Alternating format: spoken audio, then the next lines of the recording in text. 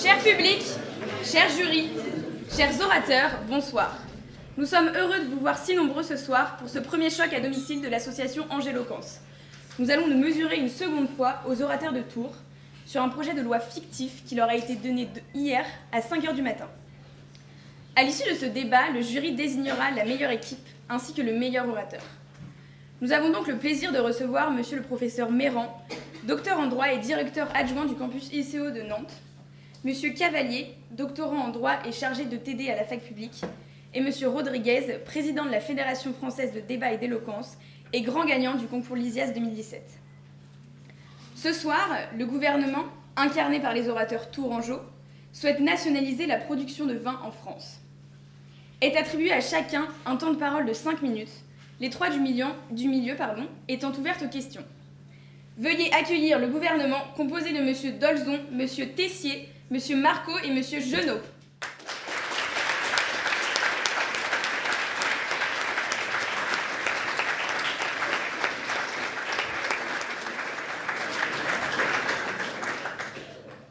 Et veuillez maintenant accueillir l'opposition composée de mademoiselle Billan, monsieur Carcaillet, monsieur Baudonnière et monsieur Villefroy.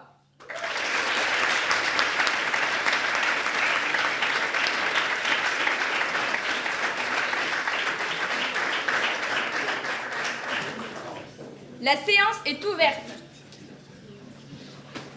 La parole est au Premier ministre.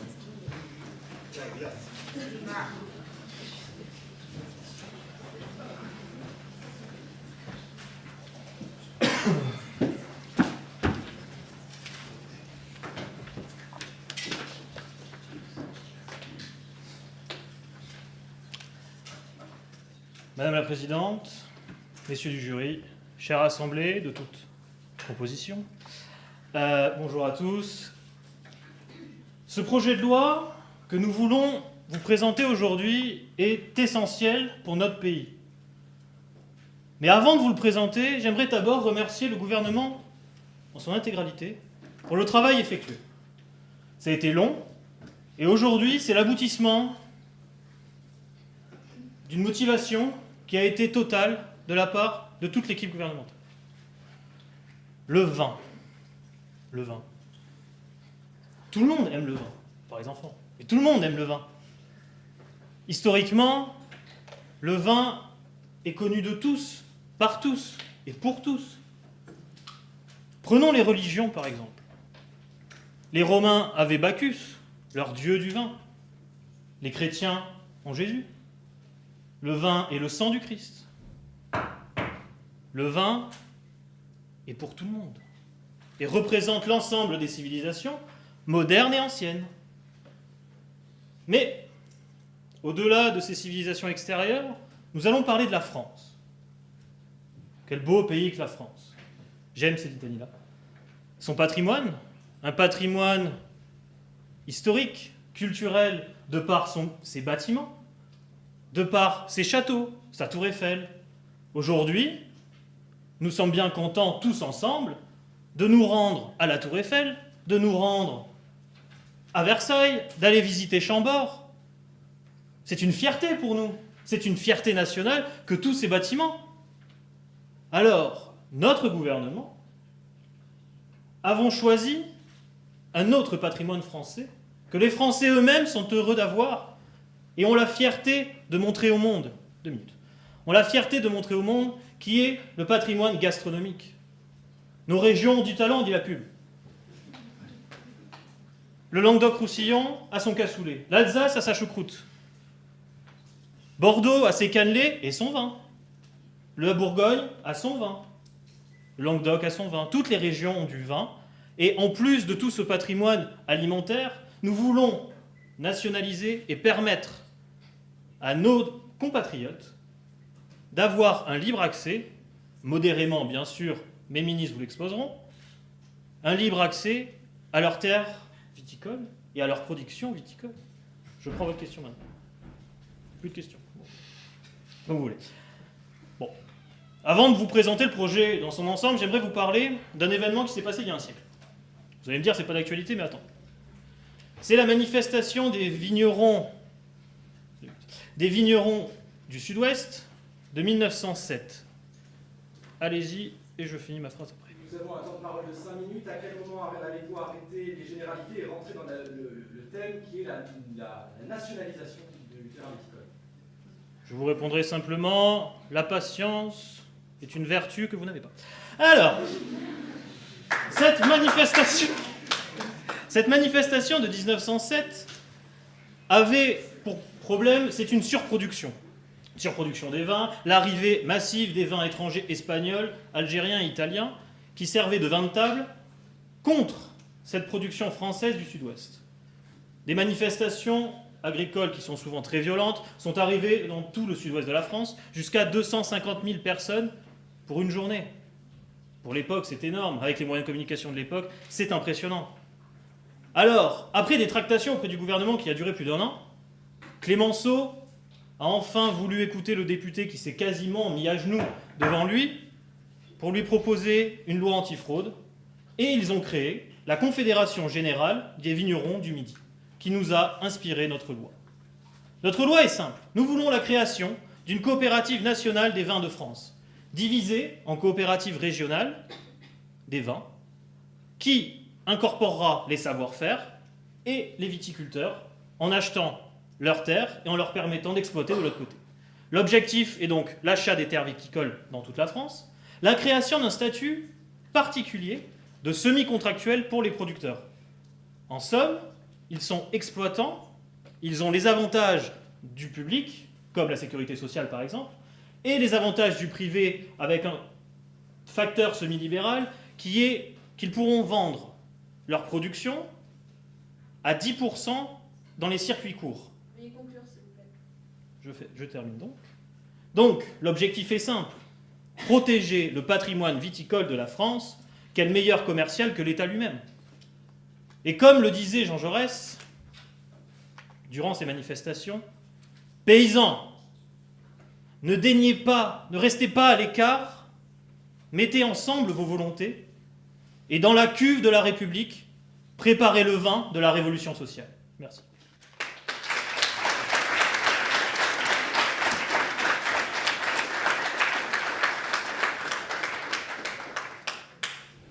La parole est au député Thomas Carcaïel.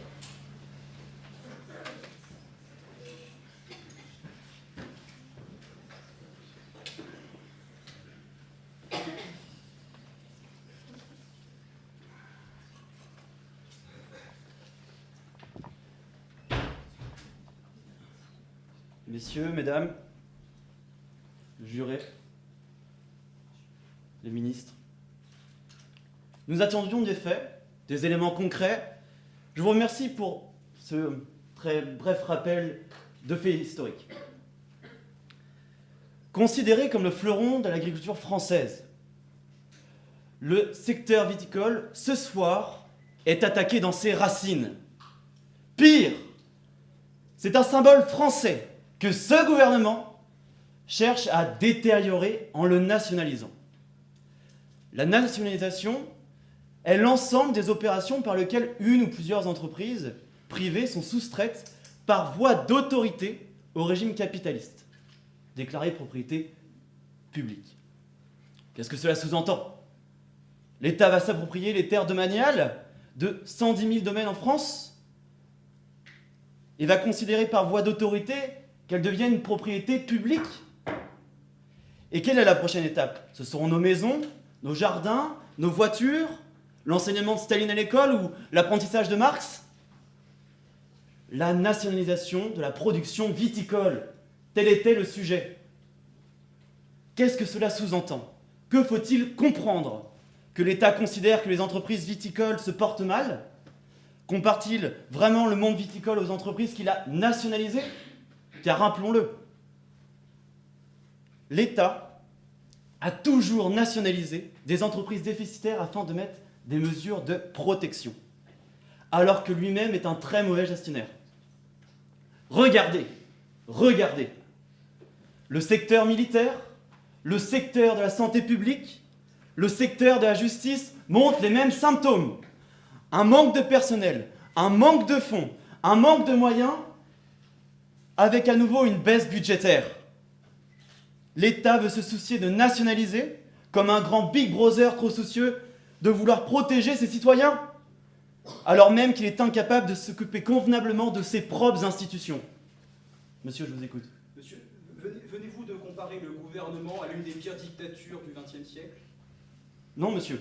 Mais vous, je vous remercie. Vous avez comparé votre gouvernement à une inopulence des faits. Aujourd'hui, et merci d'en revenir, pourquoi le secteur viticole aurait besoin de l'État? Les chiffres, je vous le rappelle, 8 milliards de chiffre d'affaires pour un secteur de 558 000 personnes et recouvre plus de 110 000 domaines. Madame, messieurs, les ministres, l'État a besoin d'être présent là où il y a de réelles importances.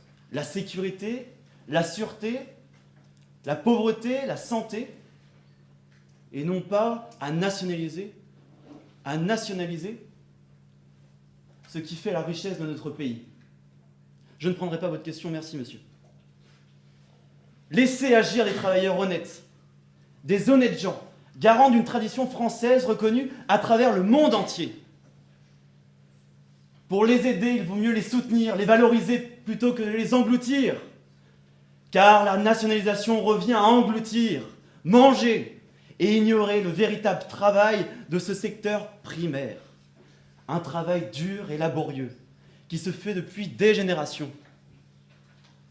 À la sueur de leur front, à la force de leurs bras. La nationalisation que veut nous imposer notre gouvernement ce soir, c'est détruire les héritiers d'un savoir universel. Cela revient à les exproprier de leur domaine. Cela revient à les déraciner de leur propre terre.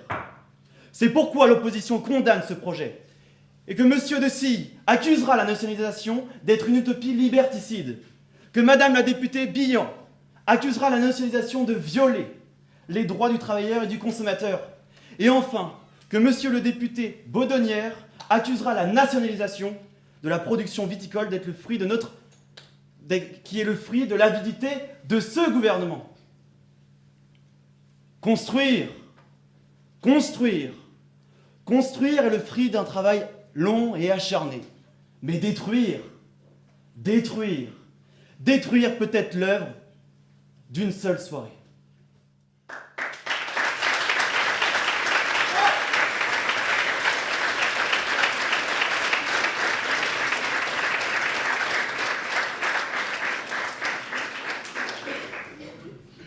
La parole est au ministre de l'économie.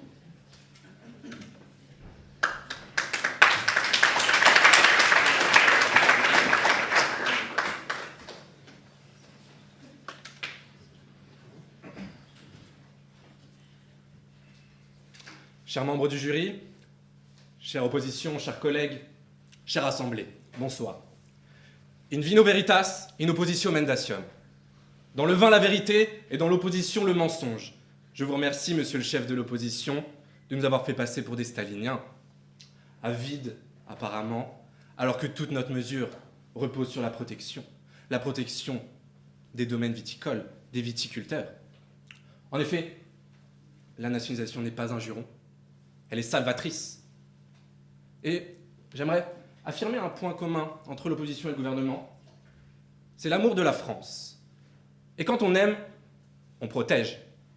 Quand on aime, on préserve. Mais surtout, quand on aime, on ne compte pas. Ainsi, c'est bien la protection qui est au cœur de ce projet de loi. Nous lançons une nouvelle dynamique qui vient à freiner la loi du marché, la seule loi qui vous intéresse. Cette loi du marché qui impose le toujours plus vite et le toujours moins cher au détriment des êtres humains. La nationalisation de la production du vin est une réponse à une menace qui pèse sur nos vignobles, sur notre terroir, sur la culture française et sur la France. Mais protéger contre qui? Protéger contre quoi?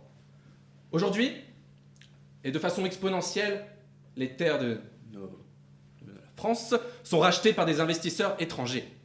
Ces terres, qui depuis des siècles et des siècles, sont exploitées, sur lesquelles nos viticulteurs travaillent auprès de leur sueur, sans jamais compter leurs heures. Et de génération en génération. Et c'est cela qui crée ce qu'on appelle le terroir. Et ce terroir est racheté par des Chinois, des Russes, des Américains, des Saoudiens, que sais-je. Le vin est le miroir de l'homme. Le vin est le miroir de la France. Et l'on ne met pas de vinaigre dans son château Lafite 78. Prenons pour exemple une exploitation dans le Bordelais, de taille moyenne, dans laquelle la même famille travaille depuis des générations, depuis un arrière-grand-père. Alors que les enfants ont été attirés par la vie urbaine, plutôt que la vie des champs, qui va reprendre et perpétuer la tradition? C'est dans ces conditions qu'interviennent les investisseurs dont je parle. Des quatre coins du globe pour acheter ces terres. Une mauvaise année climatique pour le vin, la concurrence mondiale qui s'intensifie, et peut-être des finances dans le rouge. Comment peut-on résister à une offre de rachat? C'est pour cela que nous allons nationaliser le vin, la production du vin. Pour éviter que des exploitations familiales françaises tombent dans les mains de groupes d'investissement pour qui des valeurs de terroir, de tradition, de famille ne valent rien face à l'argent sonnant et trébuchant. Je vous écoute. Avez-vous les chiffres des investisseurs à l'étranger qui arrivent en France? Je peux vous dire que dans le Languedoc, 80% des terres viticoles sont possédées par des étrangers. Mais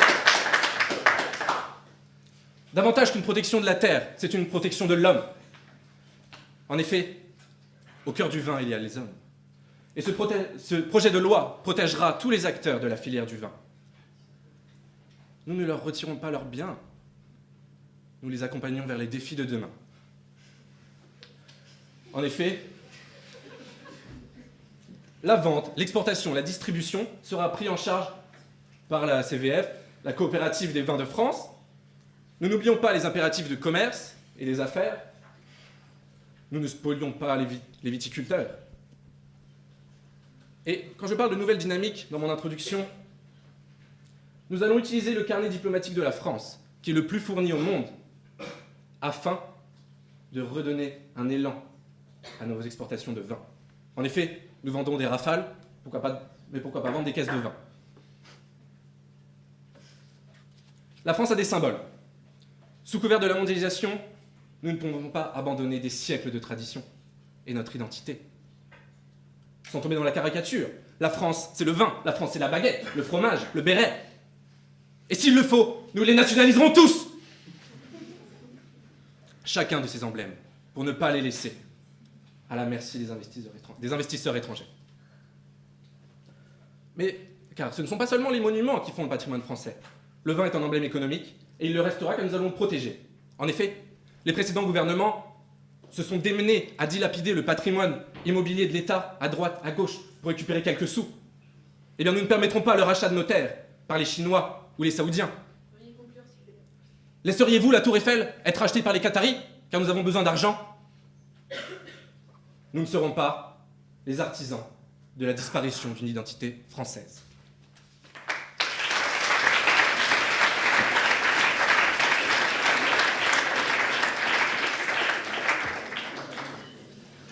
La parole est au député Marin Villefroy.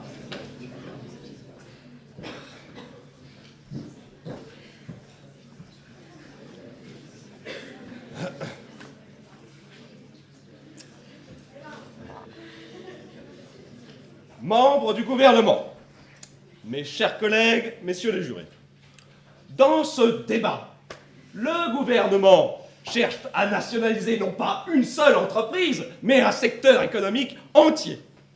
Il est impossible, je vous le dis, de confisquer matériellement à leurs propriétaires les 110 000 domaines viticoles et de fonctionnariser les 560 000 acteurs de la vigne et du vin.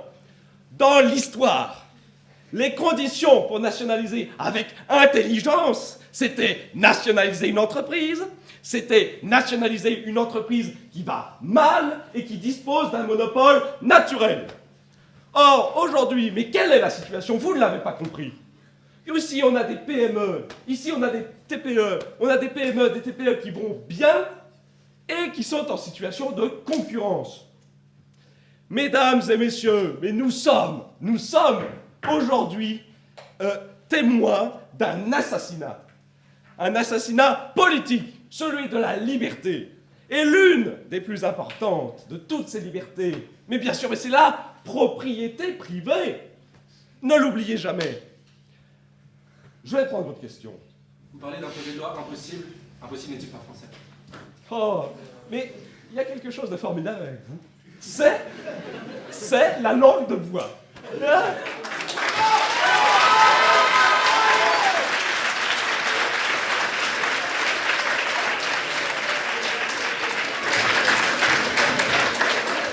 Ça n'est pas avec des petites phrases qu'on va sortir les Français de la mouise dans laquelle vous nous mettez.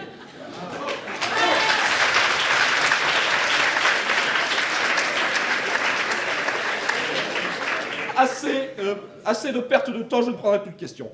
Pour cette mesure, vous osez remettre en cause des siècles et des siècles d'histoire et de progrès, notre histoire, le travail qui a été effectué, mesdames et messieurs, mes poubelles, le principe de propriété privée de la déclaration de 1789, mes poubelles. Votre fantasme, en réalité, c'est de revenir aux idées marxistes, bienvenue au 19e siècle. Nous ne vous suivrons pas. Nous prendrons le chemin de l'avenir, de la modernité, et nous vous laisserons, vous et votre irresponsabilité, dans le puits de l'inconscience. L'histoire nous prouve, mesdames et messieurs, que nationaliser prive le peuple de liberté. Souvenons-nous du communisme en URSS. Souvenons-nous de la nationalisation des terres qui avait provoqué une exode rurale. Les champs publics étaient 40 fois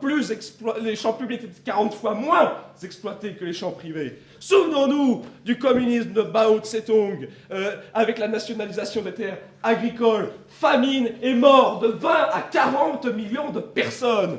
Avec Deng Xiaoping et sans la mondialisation, la nationalisation, croissance de 7% depuis 20 ans. Ne nous trompons pas, ce n'est pas le pouvoir totalitariste qui a nationalisé en masse, mais c'est la nationalisation massive qui a fait passer la Russie dans un totalitarisme liberticide dans lequel vous voulez nous mettre. Aujourd'hui, vous voulez nationaliser une partie de l'économie française qui fait vivre plus de 560 000 familles. C'est à eux que vous retirez des libertés. C'est à eux que vous aurez des comptes à rendre. Nous sommes pour la liberté d'entreprendre. Vous êtes contre la liberté d'action. Nous sommes pour la liberté de décision. Vous êtes pour la réglementation. Nous sommes pour la liberté de possession et vous êtes contre la liberté d'acquisition. Mesdames et messieurs, je vous le déclare, ne pas retenir les erreurs du passé, c'est trahir la responsabilité qui est la vôtre et qui est immense.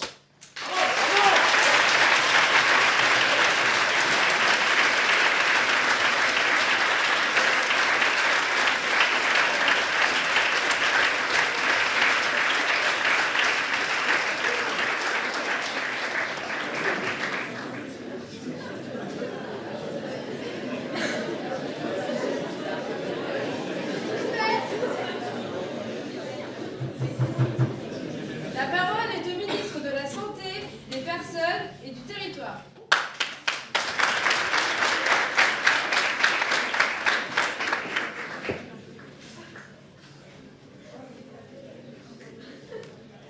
Madame la Présidente, messieurs, dames les membres du jury, chers membres de l'opposition, chers collègues, chère Assemblée, j'aimerais commencer ce discours, une fois n'est pas coutume, par une petite histoire personnelle, qui j'espère rappellera à certains membres de l'opposition autant de bons souvenirs qu'elle peut m'en rappeler. C'est l'histoire d'un grand-père, directeur de cave, amoureux de la vigne, du bon vin, du nectar, de l'essence de la terre, de l'or rouge. Et c'est l'histoire également de son petit-fils, qui à l'âge de 10 ans se rappelle avoir pu se promener dans les terres du Luberon et entendre son grand-père, la larme à l'œil, voir les capitaux étrangers du Qatar, pour ne citer qu'une opposition, dirais-je machiavélique, a eu le plaisir de vendre des rafales lorsqu'elle était au gouvernement. Voilà 70 ans déjà que la longue descente aux enfers de notre terroir a commencé. Le projet du gouvernement, et je tiens à l'en féliciter, en mon nom et au nom de tous les députés de la majorité, est un projet ambitieux, créateur, novateur, nécessaire, dirais-je, pour l'avenir. Messieurs les membres de l'opposition, ne perdez pas votre sang-froid. Vous n'êtes pas sans savoir que les coopératives, invention déjà datée d'il y a près d'un siècle, ont tout de même permis à de petits agriculteurs de résister face aux grands groupes que vous adulez, au nom d'un libre-échange, d'un capitalisme dégénéré, déréglé. Voyons, gardons notre sérieux, gardons notre sang-froid pour ce débat. Vous, monsieur, je prendrai votre question après. Nous sommes des démocrates, nous aimons y répondre. J'aimerais, puisque vous adorez les chiffres, vous parler en tant que ministre de la Santé. Connaissez-vous, monsieur, le nombre de personnes touchées par l'alcoolisme dans ce pays? Vous ne le savez évidemment pas, je vous réponds 5 millions. 5 millions de nos compatriotes sont touchés par un excès de boisson. C'est intolérable dans un pays comme le nôtre, 6e puissance économique mondiale, et nous ne sommes pas fichus de résoudre le problème de l'alcoolisme. Monsieur, qu'en dites-vous de cela? Votre question, je vous écoute. Monsieur, vous nous parlez de problèmes de santé alors que vos amis, juste avant, nous ont parlé de la richesse, de la beauté traditionnelle qu'il y avait derrière. Alors, j'en ai en fait. Venez-en au fait, oui. Pardon, Avez-vous une question? non, oui. Venez-y. Quels seraient réellement les avantages d'une nationalisation du vin, pour en revenir aux faits? Monsieur, ne me faites pas croire que vous viviez dans un igloo et que vous n'êtes pas sans savoir qu'une coopérative des vins de France permettrait de financer, notamment, monsieur, la lutte contre l'alcoolisme, la lutte contre l'excès de boisson, et entre parenthèses, je vous rappelle que l'alcool n'est rien d'autre que le deuxième facteur d'accidents mortels sur la route. Vous n'êtes pas sans le savoir, je le sais, au fond de vous. D'ailleurs, irais jusqu'à dire que je sais qu'au fond de vous, vous êtes d'accord avec notre projet. Votre opposition n'est que façade. Votre petit sourire en témoigne certainement ma raison.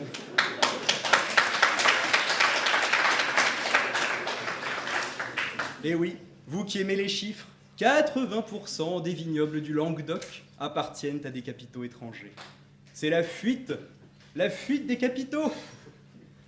Manque de bol, pas dans le bon sens. Oui, il faut protéger notre terroir. Oui, le gouvernement s'y attachera. Oui, le gouvernement est prêt. Et c'est le devoir de la République, de la nation souveraine, de venir en aide aux agriculteurs. Vous n'êtes pas sans savoir, également, vous qui aimez les chiffres, la précision, le concret, qu'un agriculteur se suicide tous les 4 jours dans notre beau pays. Qu'avez-vous à répondre à cela? Je me le demande. Oui, il est nécessaire d'aider ceux qui souffrent, parce que c'est le devoir de la République. La République une et indivisible, monsieur, qui vient en aide au plus douloureux, à celui qui souffre, à celui qui a besoin qu'on lui tende la main, parce que notre capacité à vivre dépend aussi de notre capacité à vous faire aider. Je vois que, monsieur, encore une fois, vous me donnez raison. Vous vous levez pour une question, mais vous rasseyez. Vous savez que le gouvernement a raison. Vous le savez. Arrêtez une opposition stérile, une opposition de façade. Avancez ensemble, en marche pour le 21e siècle. Oui, nous allons créer une coopérative des vins de France qui permettra à tout à chacun de lutter contre l'alcoolisme à sa maigre échelle et surtout de protéger nos vignerons, le terroir français, comme l'ont dit les 2 collègues passés avant moi à cette tribune en ces pierres de l'Assemblée nationale qui a vu les plus beaux projets de loi passer, les plus beaux projets de loi. Mais il n'en est pas un qui était conclu sans un débat houleux et sans une opposition, somme toute, boitante. Ah, monsieur, gardez votre sang-froid. Le gouvernement avance, il ne vous attend pas.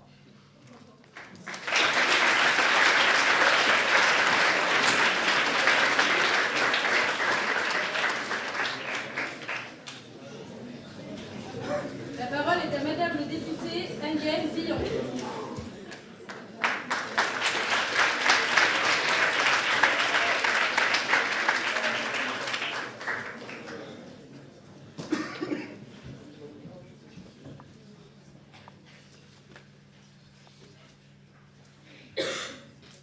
Messieurs les jurés, assemblés, la France est aujourd'hui dans un environnement globalisé, mondialisé, libéralisé, où la concurrence se tient. Elle génère l'innovation, la recherche, les investissements et dynamise les différents secteurs économiques tels par exemple la production de vin. Vous allez me soutenir que le libéralisme ne fait pas tout et que la nationalisation, n'est pas synonyme de communisme. Et je vous soutiendrai que le libéralisme est un mauvais système, mais il est le moins mauvais de tous les systèmes. La France ne peut que s'en réjouir et elle en est la preuve. Ce libéralisme lui confère la meilleure des places dans la production de vin sur le marché international. Le vin, c'est l'or rouge de la France. Pourquoi alors changer notre politique économique alors que nous sommes déjà à la pointe dans ce secteur? Dites-le moi, enfin dites-le nous. Oui, allez-y. Que dites-vous d'un contre-système alternatif au libéralisme, au communisme, qui sera un système économique français? Alors, revenons un petit peu sur la question de la nationalisation et de la privatisation.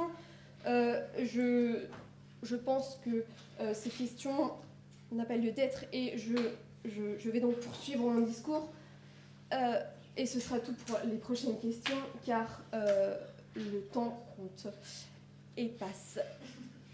La nationalisation comporte donc des dangers dans notre démocratie et qu'il m'est important de relever.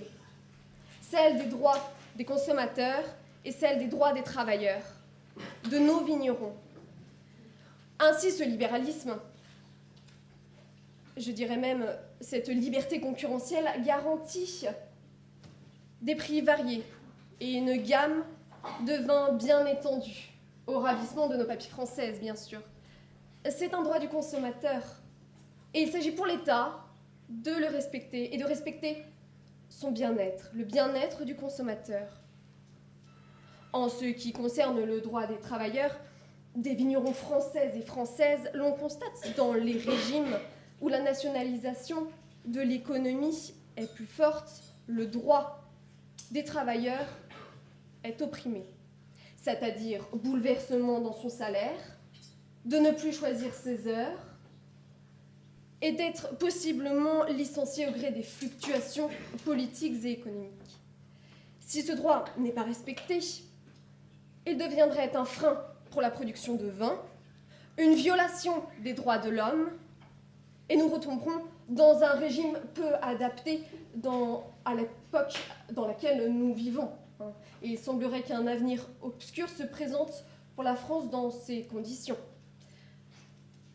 Ainsi, et dès lors, si l'on applique cette politique économique sur les vins, la souveraineté appartenant aux entreprises privées et aux consommateurs, aujourd'hui serait entre les mains de nos gouvernants et politiciens demain. Pour ma part, j'y vois là un problème sérieux et j'y vois mal le peuple y consentir, si tant est qu'il puisse. Ces droits du travailleur m'amènent d'ailleurs à arguer sur la profession des vignerons en elle-même. Ils sont des fonctions libérales, ce sont des hommes et des femmes travaillant plus de 80 heures par semaine, ayant bâti et modelé une terre. Ce sont toutes des entreprises dont l'authenticité et la particularité rendent compte de leur importance. Je vous présente des hommes et des femmes qui font fonctionner le secteur viticole et l'économie de la France. Messieurs, en instaurant la nationalisation de la production viticole, cela reviendrait à dire que les vignerons sont des fonctionnaires et qu'ils travailleront donc 35 heures par semaine. Réfléchissez-y. On ne peut consentir à cette nationalisation qui rend compte d'une simple utopie de votre part. Voyez-vous, je m'y oppose fermement. Nous nous y opposons. Et rappellerai, par ces quelques mots, qu'aujourd'hui, la production viticole se porte bien.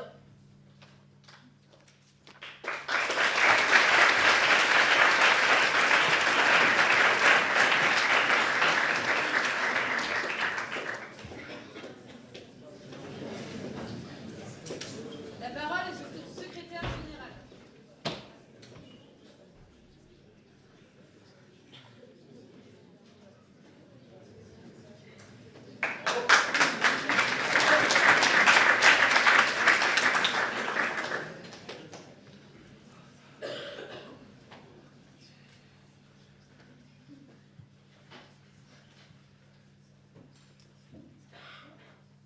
Mesdames, Messieurs, un mot d'abord.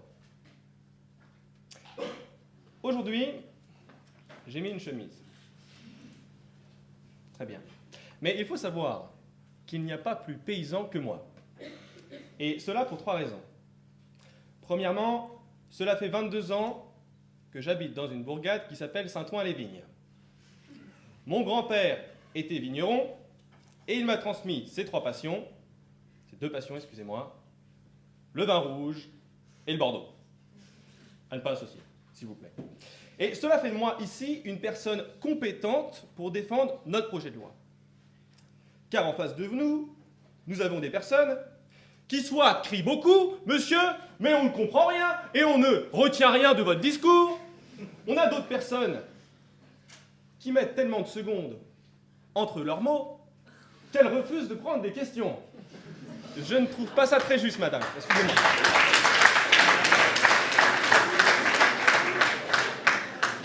Monsieur le Président, membre du jury, mes chers collègues, chère opposition, chère Assemblée, un peu de silence, s'il vous plaît. J'ai une histoire à vous raconter. Et je vous demanderai un petit peu de bienveillance et beaucoup de respect, car c'est une histoire vraie. Nous sommes en 1967. Mon père joue à l'époque dans les vignes qui sont devant chez lui, détenues par mon grand-père. Ils sont 6, dernier de la fratrie. Ils jouent à cache-cache dans les vignes. Mon grand-père possédait des vignes, mais c'était un petit producteur français qui pouvait à peine vivre de ce qu'il récoltait. Et donc, le salaire de ma grand-mère cantinière leur permettait de vivre. Mais mon grand-père était heureux. Il avait le vin qu'il aimait, il avait la passion qui l'animait. Mais 6 mois plus tard, l'hiver 67, mon grand-père décède. Mon père a alors 7 ans. Dernier de la fratrie, ce fut très compliqué pour ma grand-mère de garder les terres, le vignoble en face de chez lui. Tout simplement parce qu'autour de chez eux, il y avait des Scandinaves. Et quand on parle d'étrangers qui possèdent des terres, messieurs, mesdames, madame, de l'opposition, si vous ne connaissez pas ce que c'est que le terrain, moi je le connais. Et il y a des pressions énormes sur les petits producteurs français. Ma grand-mère a tenu bon très longtemps, mais a dû céder. Et aujourd'hui, je n'ai pas connu le plaisir que c'était de jouer dans les vignes avec ses frères et ses sœurs, malheureusement. À cause de cela. Mesdames, messieurs, des chiffres éloquents, vous en voulez? Je vais vous en donner. 9 bouteilles sur 10 qui sont produites en France sont consommées par des Français. Mais entre les deux, il y a un intermédiaire. Et ça, c'est ce que prennent les étrangers sur les bouteilles. Ça, c'est du pouvoir d'achat qui disparaît pour les Français.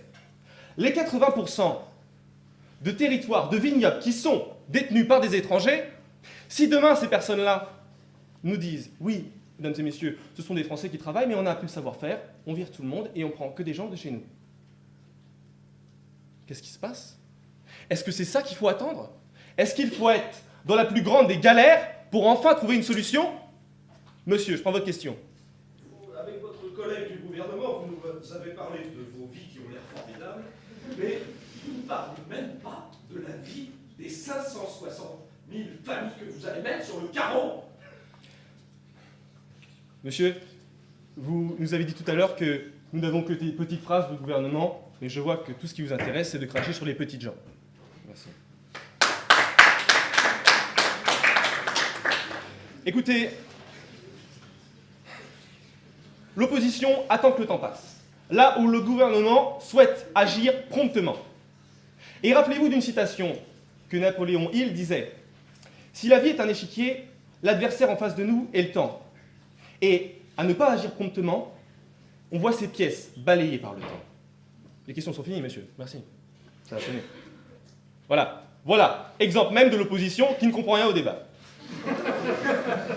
Mesdames et messieurs, aujourd'hui, pour moi, pour les anciens, c'est trop tard. Mais demain, pour le petit garçon qui joue dans ses vignes, c'est encore possible. Pour la France et les petits producteurs locaux qui veulent vivre de leur passion et de leur amour pour les vignobles, c'est encore possible. Alors, Réfléchissez, votez droit, votez juste, mais votez français.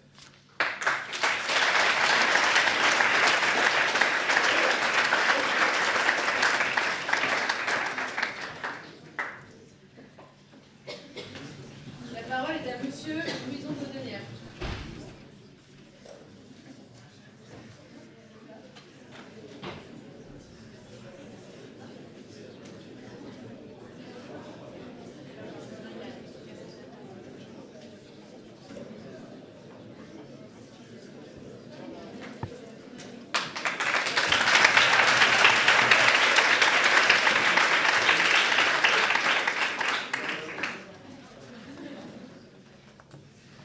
C'est bancal ce soir. À l'image du débat.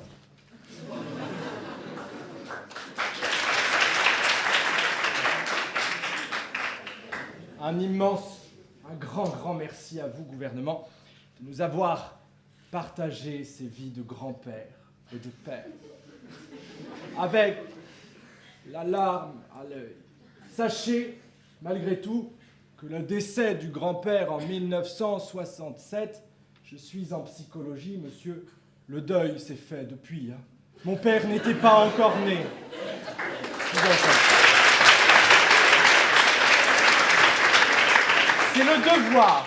C'est le devoir de la nation d'aider ceux qui souffrent. Merci de l'avoir dit.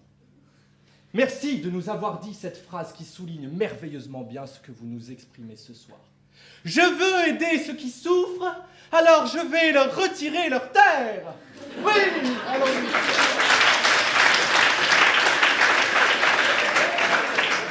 Nationalisation. Ensemble d'opérations par lesquelles une ou plusieurs entreprises privées souhaitent voir par voie d'autorité un régime capitaliste déclarer propriété de la nation. Par voie d'autorité, c'est du vol, mais avec de jolis mots. Ce soir, après avoir entendu ce gouvernement pendant plus d'une heure, je peux le dire, messieurs, dames, je suis plus fier, je suis bien plus fier de mon vignoble angevin que de la gouvernance de mon pays. Vous voulez nationaliser le secteur de la viticulture, c'est merveilleux. Merveilleux.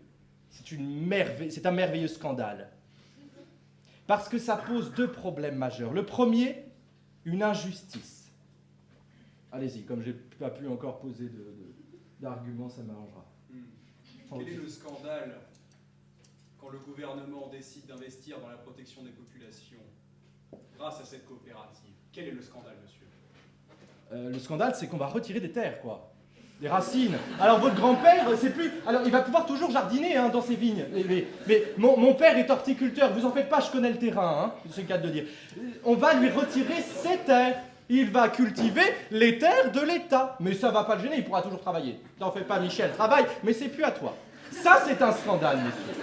Deuxième scandale, s'il vous plaît, le deuxième scandale, c'est que c'est une injustice profonde, parce qu'on va aider des viticulteurs. La viticulture est un domaine qui se porte bien. Vous pouvez vous rasseoir, j'ai vraiment plus de temps.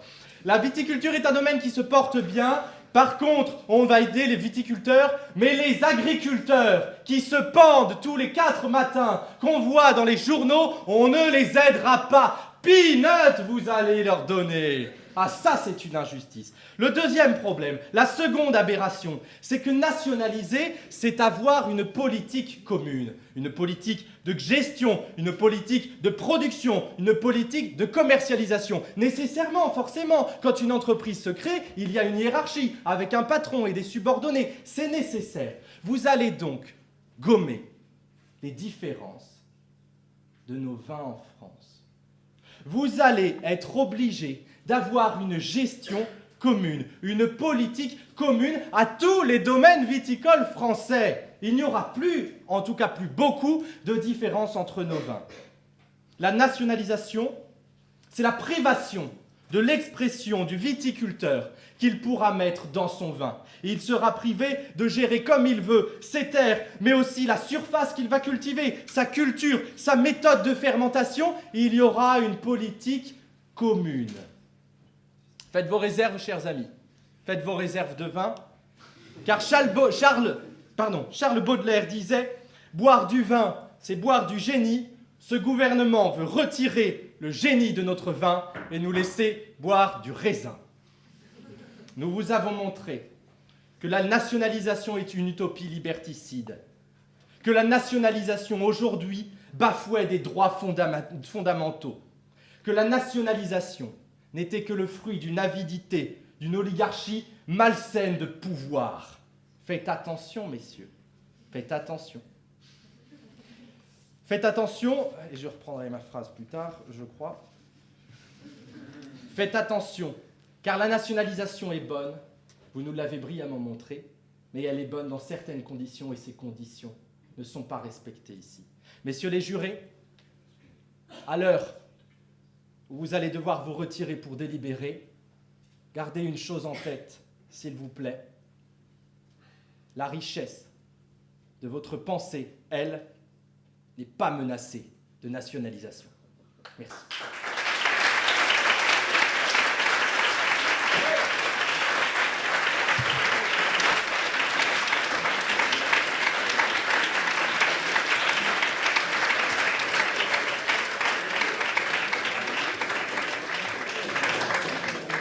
Merci à tous pour ces discours animés. Nous allons désormais laisser le jury délibérer pendant une quinzaine de minutes. On se retrouve tout à l'heure.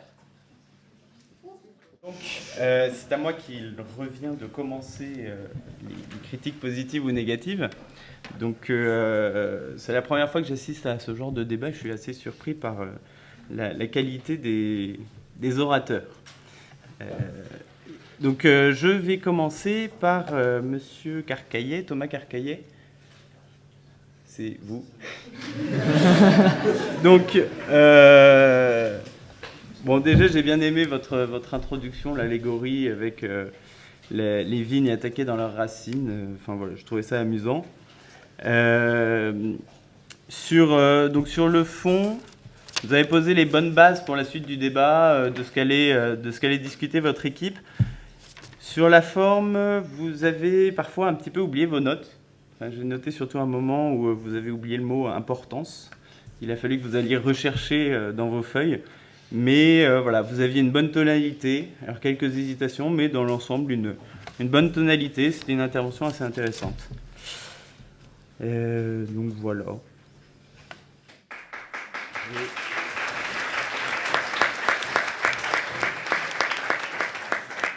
Donc ensuite, je vais poursuivre avec Monsieur Dolaison. Donc vous aussi, alors j'ai trouvé que vous vous exprimiez bien. Sur la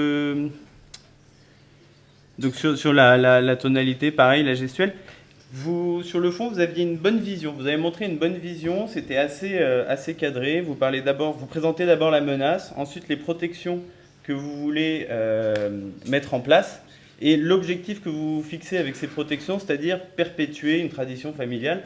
Donc j'ai trouvé que la démonstration était plutôt bien faite, plutôt bien ordonnée. Et ça aide à la vision. Alors après, les chiffres que vous avez avancés quand vous avez répondu à la question, je ne sais pas s'ils étaient prévus, mais en tout cas, c'est sorti assez facilement. Ça faisait très préparé. Je ne sais pas si ça l'était, mais voilà. Et alors ensuite, est-ce que la Tour Eiffel va racheter est-ce que les Qataris vont racheter la Tour Eiffel? C'est pas déjà un peu chinois, la Tour Eiffel? Je sais qu'elle coûte 500 milliards. Ah, c'est pas mal comme investissement, comme nationalisation par l'État, ça peut rapporter après. Donc voilà. Alors,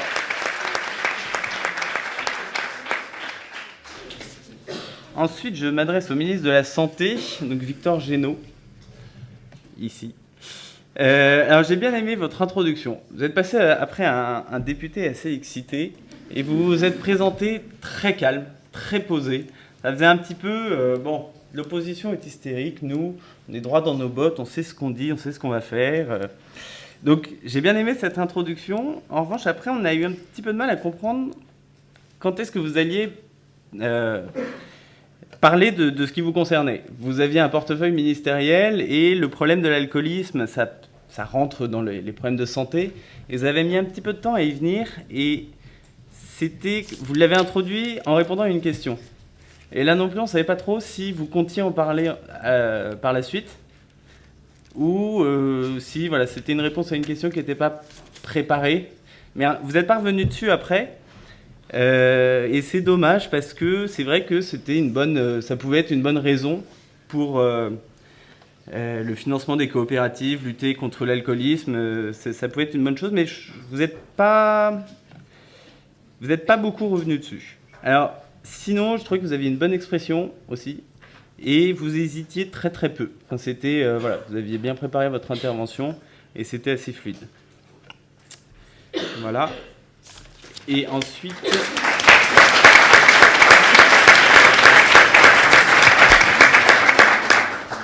Ensuite, je terminerai par mademoiselle Anne-Gaëlle Billan.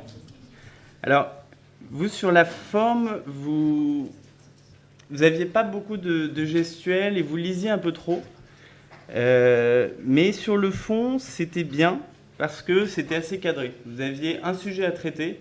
Vous l'avez traité dans tous ses aspects, donc le droit des consommateurs, le droit des producteurs, la distinction entre le droit du travail en droit privé et le droit des fonctionnaires. C'était une bonne présentation des risques qui pouvaient se présenter pour les producteurs et pour la production du vin surtout en général, mais alors ça c'est venu plutôt après. S'ils travaillent 80 heures par semaine maintenant, est-ce qu'on aura autant de vin s'ils en travaillent 35 demain? Donc j'ai trouvé que la conclusion était plutôt pas mal et la démonstration était bien menée. Donc voilà, j'ai fait mes critiques.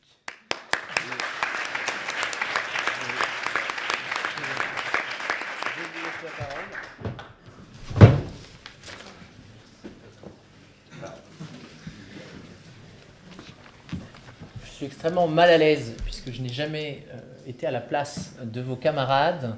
C'est la première fois que j'assiste à ce genre de choses et c'est difficile du coup de présenter des observations. En tout cas, ce qui me frappe, ça a vraiment été la qualité des débats. Je les en félicite tous. Il me revient de faire quelques remarques. À tout seigneur, tout honneur, je commencerai par le Premier ministre qui a eu le rôle difficile de poser le débat, de chauffer la salle, d'ouvrir le bal, si je puis dire. Et il s'en est acquitté, ma foi, de manière fort intéressante. Notamment, un trait qui m'a beaucoup plu, l'humour. Vous avez su à plusieurs moments, en direct par rapport au comportement de vos camarades, faire quelques traits d'humour. Sur le fond, je ne vous cache pas, j'ai eu plus de mal, mais peut-être que je n'ai pas tout saisi, à bien cerner le sujet. Je crois que votre rôle était un peu d'ouvrir de manière très générale. Vous auriez pu, je pense, le faire davantage, bien dire, voilà, mes collègues vous expliqueront tel argument, tel autre type d'argument, etc. Mais vous avez très bien ouvert le débat et je vous en remercie.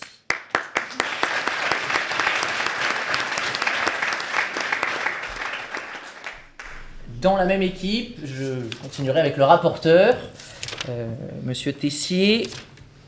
Là aussi, très bonne accroche. Vous arrivez avec ce petit geste. Aujourd'hui, je porte une chemise. Et vous nous avez mis dans l'ambiance quelque chose de vraiment de vivant. Votre histoire à vous, avec des traits d'humour nombreux et bien sentis, me semble-t-il. Un élément qui m'a beaucoup plu également. Des attaques personnelles que vous avez formulées à l'égard de vos concurrents. Alors je ne porterai pas de jugement sur le fond, mais en tout cas elles sont sorties spontanément et de manière vive, par ailleurs.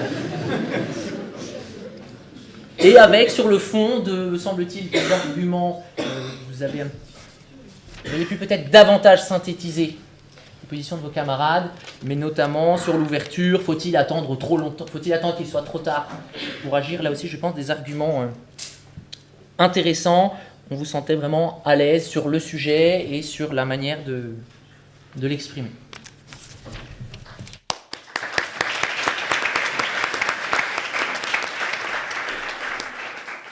Côté opposition maintenant, donc avec monsieur le député Villefroy, le ton est grandiloquent, messieurs, et vous monopolisez l'espace, la parole, c'est normal, c'est vous qui l'aviez. Ça, c'était tout à fait remarquable. Je crois d'ailleurs à la salle ne s'y est pas trompé, ça a déclenché un mouvement d'approbation. Quelques remarques négatives. Je trouve que vous avez tendance assez facilement, mais c'est normal, pris par la passion du débat, à montrer du doigt, mais peut-être un peu véhémente, presque agressive. Je ne sais pas si ça a été ressenti comme tel. Ça aurait peut-être pu être le cas.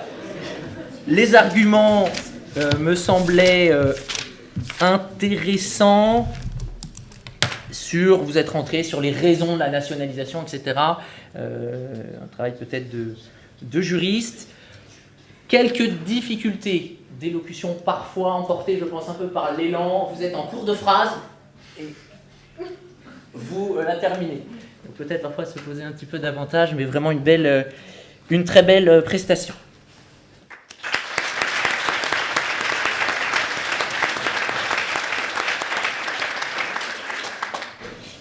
Et enfin, monsieur le rapporteur, quelques éléments, l'humour, évidemment. L'humour, je crois, partagé par la salle, la gestuelle également. Peut-être, je m'en viens peut-être un tout petit peu trop de gestuelle vis-à-vis de vos camarades. Je ne limiterai pas, mais vous étiez là aussi vraiment très, très en verve sur ce point. Des arguments, me semble-t-il, intéressants de synthèse. Vous avez repris différents éléments. Comparer la viticulture, l'agriculture, gommer les différences des vins, vous apportiez des arguments nouveaux au débat, peut-être nourris aussi par les prédécesseurs, mais c'était de bons arguments. Et surtout, je pense, l'argument de la fin, nationalisation, oui, mais soumis à certaines conditions qui ne sont pas remplies. Donc vous allez dans le sens de vos adversaires du gouvernement, et derrière, vous taclez en disant... les conditions ne sont pas remplies. Vous l'avez fait à plusieurs reprises de dire oui, je suis d'accord avec vous, mais, car il y a un mais, et en fait, vous n'étiez pas d'accord avec eux. Et je crois que tout le monde l'a bien saisi. Autre point positif, me semble-t-il, c'était l'alternance du rythme. Par moments, posé, plus d'humour, à d'autres, vous montiez au créneau, vous redescendiez, vous repartiez, et je pense que c'était en tout cas en ce qui me concerne, après je crois qu'on réagit peut-être tous différemment, mais vraiment, on se sentait à l'aise avec cette alternance de rythme qui permet, je pense, de relancer l'attention quand nécessaire. Et je crois que sur ces mots, je laisse la parole.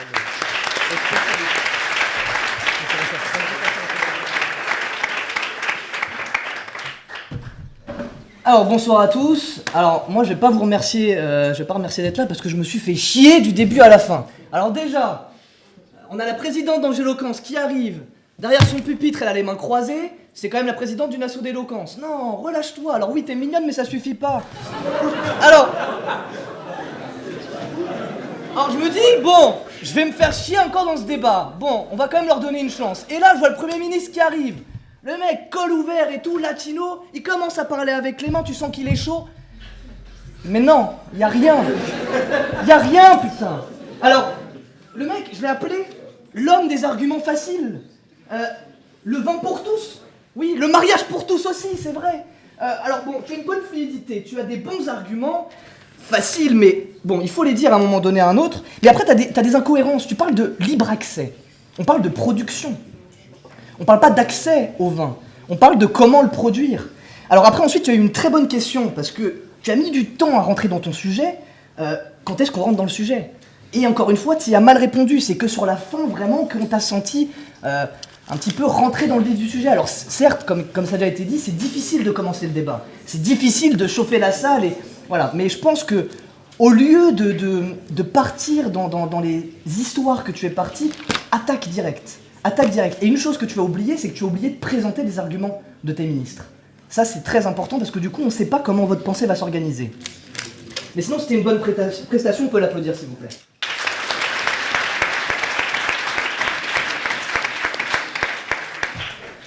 Alors là, vous imaginez bien que je suis sur ma faim, quoi. Je me dis, bon, le deuxième, il va peut-être être un peu meilleur. Alors, il arrive, il essaie de faire une réfutation, et moi je suis là, oui, vas-y. Et non, toujours rien, putain, toujours rien.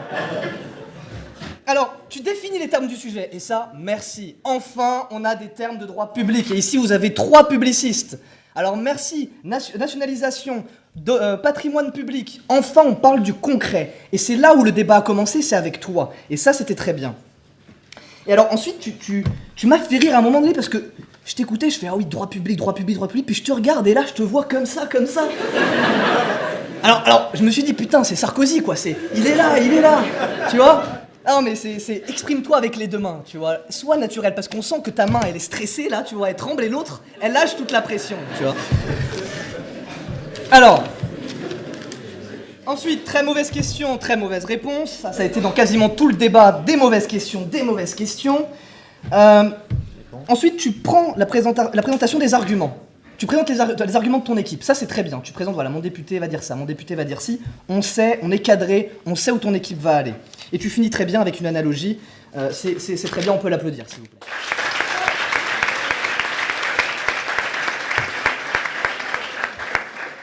Bon alors là, je me sens déjà un peu mieux, mais pas beaucoup. Et là, je vois Thibaut d'Horizon qui arrive. Et là, je le connais déjà un petit peu, donc je me dis, bon, allez, me déçois pas. Et bah, tu m'as pas déçu. T'as très bien commencé, très très bonne accroche. Tu nous parles de protection des domaines viticoles, protection des viticulteurs. C'est très bien. Là, ton équipe rentre dans le vif du sujet et t'attaque avec des arguments forts. Et ça, c'est très bien. Tu nous parles de critique du marché, des investisseurs étrangers. C'est très très bien. Sur le fond, tu as été un des plus solides ce soir. Mais sur la forme, ton discours a été un peu trop haché. C'est-à-dire que je pense que, en voulant mettre trop de blanc, en voulant trop stopper ton discours, tu l'as haché. Ce qui fait que ça manquait de fluidité, donc on était là, tu vois, tout le temps. Un argument, ok, non, ok, voilà, tu comprends? Sinon, c'était très bien. Encore une mauvaise question, une question impossible, c'était la demande de chiffres. Anne-Gaëlle, ça j'ai pas compris. On est dans un débat fictif, tu vois. Il peut te sortir n'importe quel chiffre. Parce que si tu le mets en difficulté en disant, bon, il va nous sortir un chiffre, parce que toi tu sais le chiffre, mais lui il peut dire un autre chiffre, ici personne ne le sait. Tu vois, on est tous cons ici, on sait pas les chiffres, tu vois. Donc voilà. Fais une question vraiment précise sur un argument. Du coup, forcément, pas de réponse possible. Ensuite, tu nous parles de l'utilisation du carnet diplomatique, c'est ça? Ça, j'ai pas compris. On est un des meilleurs exportateurs de vin au monde, même qualitativement. Du coup, cet argument-là, j'ai trouvé c'était le maître pour le maître, tu vois. Mais bon, très bonne prestation, on peut l'applaudir, s'il vous plaît.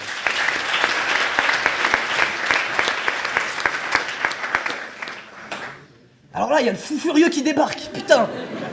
Là, je me suis dit, bordel, ok, on va rentrer dans le vif du sujet, quoi. Et en plus, tu commences très bien. Tu nous dis qu'on sectorise pas, enfin, on nationalise pas une entreprise, mais un secteur tout entier. Et là, je me dis, le mec, il a tout compris. Mais après, t'es trop allé loin, t'es allé beaucoup trop loin, tu comprends? Alors, c'était très bien parce que ton discours était vivant. On comprenait ce que tu voulais dire. Mais putain, tu gueulais, quoi. Et t'étais là, putain, on aurait dit un intello qui arrive à la fac, qui se permet de se lâcher. C'est bon, je suis à la fac, je peux me lâcher, quoi, tu vois. Alors, c'était très bien, mais essaie de mesurer ton discours. Ce qui est bien dans un discours, c'est de apporter la rupture, tu vois. Tu gueules, tu reprends calmement, tu vois, et c'est cette rupture-là entre des tons calmes, des tons forts, qui va faire que ton discours, il va être piquant, qui va être intéressant. Oui, comparaison à l'intello, ok, très bien. Tu nous parles d'assassinat politique, de la liberté de la propriété privée. Très bien. Encore mauvaise question, très bonne réponse. Et ouais, et tu continues, et alors là, au début c'était qu'avec la voix, puis il commence à faire des gestes, tu vois. Et puis il se tourne vers les deux côtés, du coup moi je me suis dit, putain, je suis dans un orchestre, je sais pas, tu vois. Mais pareil, mesure, te lâche pas trop. Alors pareil, très bon fond, j'ai beaucoup aimé tes comparaisons avec les communistes, avec les marxistes. J'ai beaucoup aimé, surtout ton petit geste de la main. Comme ça. Je me suis dit, putain, il en s'en sort, tu vois, genre... On a un Poudlard, quoi, tu vois. C'était pas mal. Alors, ensuite... Alors, on peut l'applaudir, s'il vous plaît.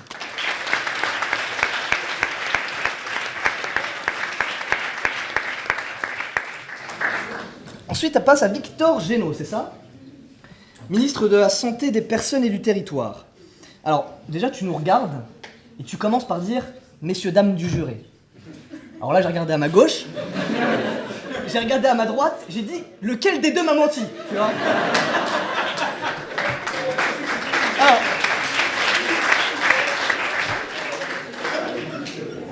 puis je me suis dit « Non, c'est pas possible, ils m'ont pas menti, c'est le jeune homme qui est frustré de pas avoir une dame dans le jury. » Et je me suis dit « Ok, celui, c'est le genre de type qui va nous parler de lui. » Et je me suis dit, mais non, David, t'es trop méchant avec les orateurs. Et bah la Bible, tu nous parles de toi, putain. Histoire personnelle.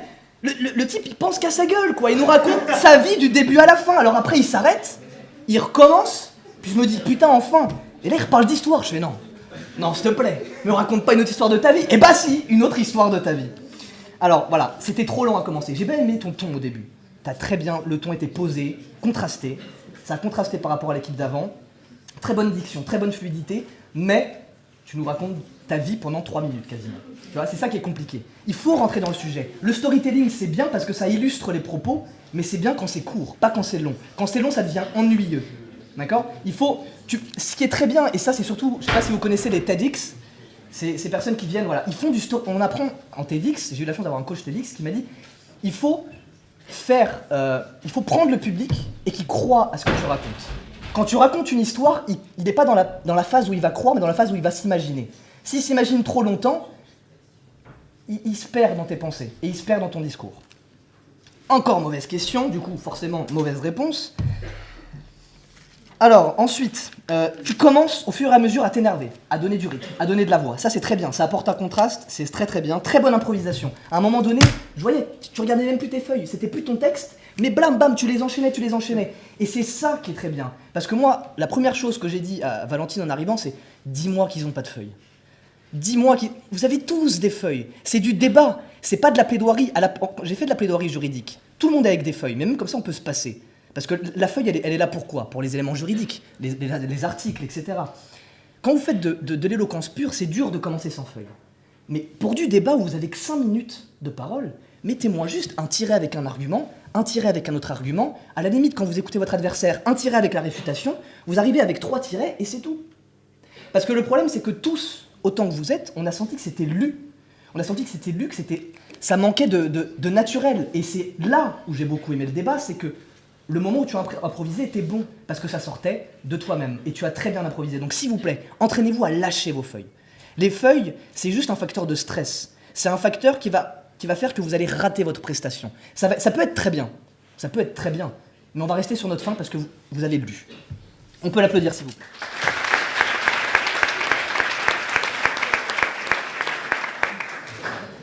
Alors ensuite, il y a Engel qui arrive. Et là, je me dis, bon, la seule femme de la soirée.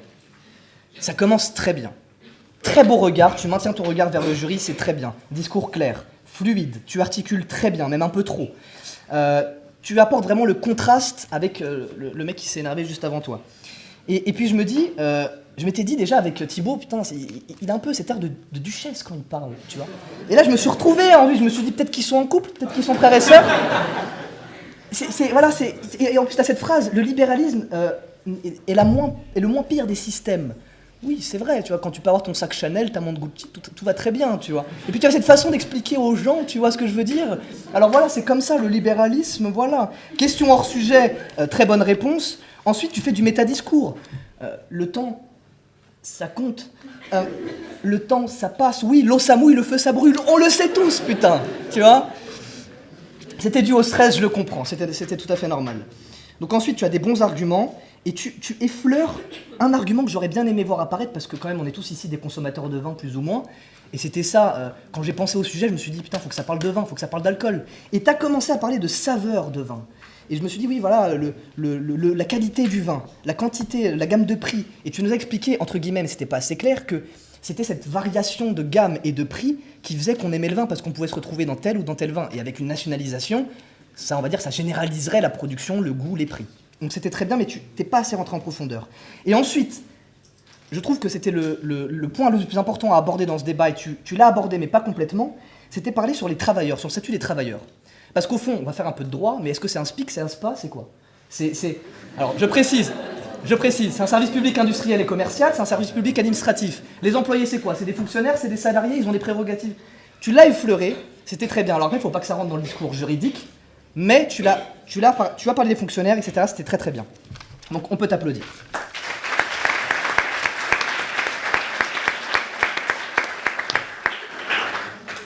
Alexandre. Alors il faut savoir que ce monsieur, c'est quand même le président de l'association de Tours. Hein, c'est pas n'importe qui. Alexandre, on s'est déjà vu beaucoup de fois. Hein. Il me semble que je t'ai déjà écouté une fois. Et puis je me suis dit, bon, Alexandre, vas-y, balance tout. La première chose qu'il fait, il nous raconte sa vie. Encore une fois, tu nous racontes ta vie. Alors la chemise, très bien, c'était émouvant. C'était la famille, très bien. J'ai failli lâcher une larme de rire. Mais c'est tout. Et après, tu oses te foutre de la gueule d'Anne Gaëlle. Tu dis de la jeune fille de l'opposition qui prend tellement de temps entre ses mots que nanana. Et le type, il raconte sa vie, mais il prend encore plus de temps, tu vois. C'est pas cohérent. Et bon, après ton histoire, on rentre dans le sujet. Tu abordes les thématiques du débat. Tu les abordes, mais tu n'as pas fait ce qu'il fallait faire dans le sens où tu es rapporteur du gouvernement. Un rapporteur dans un débat parlementaire, c'est quelqu'un qui va prendre du recul par rapport au débat, qui va prendre les arguments d'une équipe, qui va prendre les arguments de l'autre, qui va les réunir, qui va faire des critiques, qui va faire des remarques positives, et qui ensuite prend du recul, et là dit non. Tu as deux possibilités. Soit tu rentres dans ta position fermement, soit tu reprends du recul et tu demandes un juste milieu entre les deux. Tu vois ? Et tu n'as fait ni l'un ni l'autre. T'es resté encore en surface. Mais après, ça fait pas de toi un mauvais orateur. Tu t'exprimes très bien. Tu es calme, tu es serein. Et c'est très très bien. Mais le plus dur dans l'art oratoire, c'est pas savoir parler. C'est savoir parler en disant quelque chose d'intéressant. Tu comprends ? Organiser tes pensées, et prendre du recul. Le rapporteur, c'est ça. Le rapporteur, normalement, il arrive sans feuille. Le rapporteur, c'est normalement tout le monde, mais lui, il doit arriver sans feuille parce que tu connais les arguments de ton équipe. Tu connais pas les arguments de l'autre, mais tu les entends au fur et à mesure du débat. T'arrives, t'as tout dans la tête, bam. Ça, c'est de la merde, ça, c'est bien, et je vais vous l'expliquer pourquoi. Ok ? Mais bravo.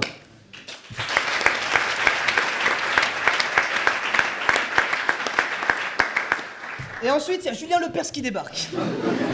Nationalisation. Et moi, j'attendais la réponse. Non, rien. Alors, c'était très bien. Tu m'as impressionné parce que tu as cette capacité de rire des arguments de l'adversaire et du sujet en général, mais c'était sérieux. Je m'explique. C'est-à-dire qu'on peut faire des vannes un peu faciles pour faire rire le public, pour faire rire l'auditoire et pour faire croire qu'on est drôle. Mais le vrai humour dans un débat comme ça, c'est prendre un argument et rire de l'argument.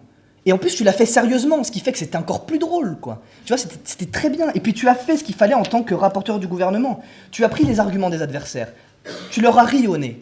Tu as pris les arguments de ton équipe, tu as dit non, ça c'est le mieux. Et ensuite, tu as pris du recul. Tu as pris du recul en synthétisant et en disant que... ouais, alors, un truc important. Tu as conclu, tu as dit, messieurs du jury. Donc tous les trois, on s'est regardé, on t'a regardé. Donc tu commences une conclusion, ta conclusion était super. Le problème, c'est que tu commences ta conclusion, donc tu nous appelles, donc forcément le jury, quand tu l'appelles, il te regarde, une phrase, bam, dans les feuilles. Et là, tout l'effet de ta conclusion est mort. Tu comprends ? Si tu appelles le jury, généralement dans ce qu'on faisait à l'ISIA, c'est qu'on disait apprends ton introduction par cœur, apprends ta conclusion par cœur ou fais-la en improvisation. Parce que c'est les moments où on t'écoute le plus, le moment où tu commences, le moment où tu termines. Alors si en plus, t'appelles les types qui te regardent, qui te jugent, attrape-les et garde-les jusqu'au bout. Tu vois, parce que ta conclusion était très bien. Et ta prestation en général était très bonne. Alors félicitations.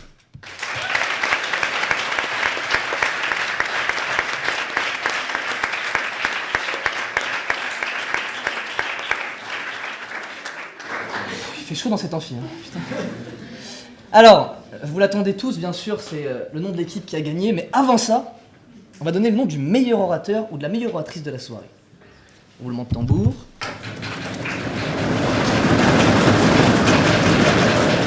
Louison Baudonnière.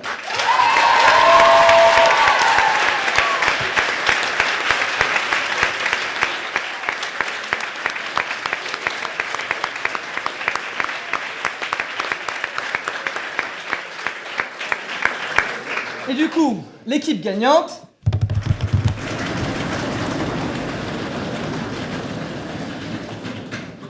Non.